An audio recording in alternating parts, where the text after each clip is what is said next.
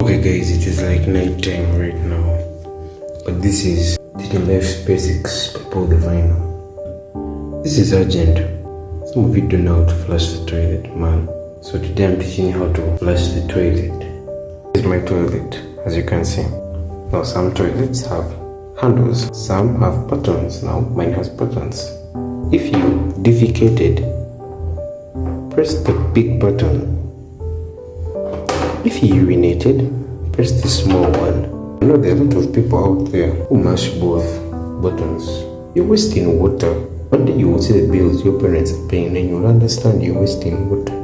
Now that you know that it's wasted your water, if you've peed, you press this and flashy sounds. And if you press this, it will also flashy sounds but with more water.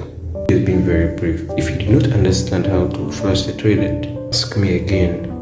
Otherwise, thanks for letting me waste your time. You should sleep. You'll probably see this at 3 a.m. So go sleep, man. It's really late in the night.